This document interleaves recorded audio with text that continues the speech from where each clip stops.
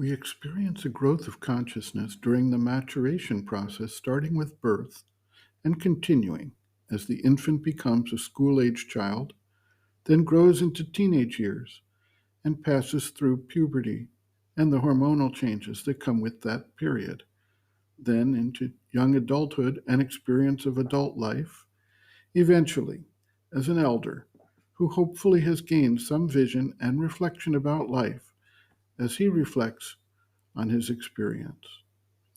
A similar process occurs for the growth and maturation of the psychic being, the soul essence within each individual, although that process takes place not within the space of a single lifetime, but across numerous lifetimes, gathering the fruit of the soul's experience without attachment to specific bodies, lifetimes, or formations that may have been part of that experience.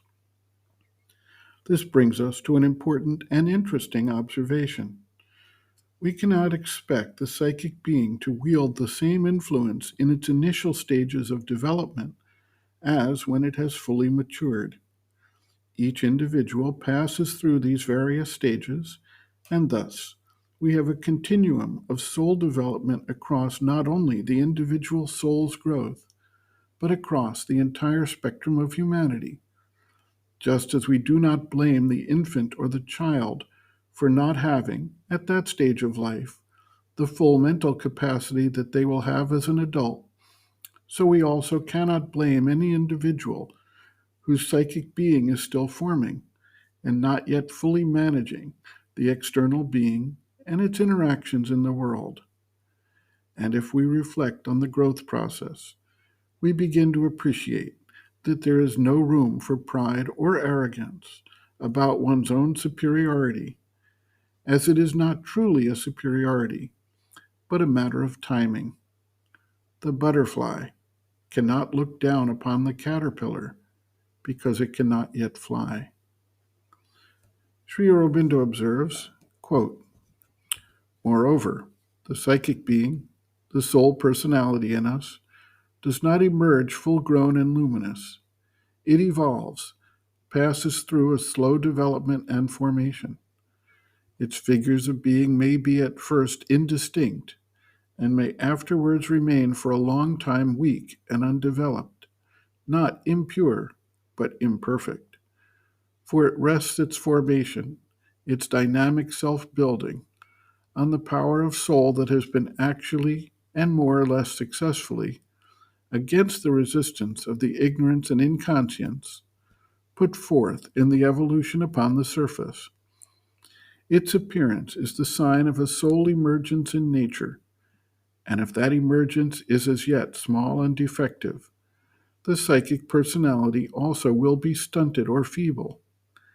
It is, too, by the obscurity of our consciousness, separated from its inner reality, in imperfect communication with its own source in the depths of the being. For the road is as yet ill built, easily obstructed, the wires often cut or crowded with communications of another kind and proceeding from another origin. Its power to impress what it receipts upon the other instruments is also imperfect. In its penury, it has for most things to rely on these instruments, and it forms its push to expression and action on their data, and not solely on the unerring perceptions of the psychic entity. In these conditions, it cannot prevent the true psychic light from being diminished or distorted in the mind into a mere idea or opinion, the psychic feeling in the heart into a fallible emotion or mere sentiment, the psychic will to action in the life parts into a blind vital enthusiasm or a fervid excitement. It even accepts these mistranslations for want of something better and tries to fulfill itself through them. For it is part of the work of the soul to influence mind and heart and vital being and turn their ideas, feelings, enthusiasms, dynamisms in the direction of what is divine and luminous. But this has to be done at first imperfectly, slowly, and with a mixture. As the psychic personality grows stronger, it begins to increase its communion with the psychic entity behind it and improve its communications with the surface.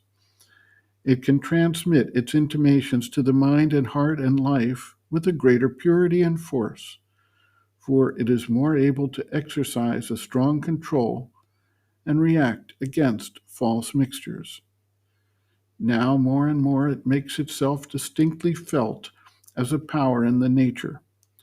But even so, this evolution would be slow and long if it left slowly to the difficult automatic action of the evolutionary energy. It is only when man awakes to the knowledge of the soul and feels a need to bring it to the front and make it the master of his life and action that a quicker conscious method of evolution intervenes and a psychic transformation becomes possible. End quote. Reference Sri Aurobindo and the Mother, The Hidden Forces of Life, Chapter 2, Hidden Forces Within, pages 48 to 49.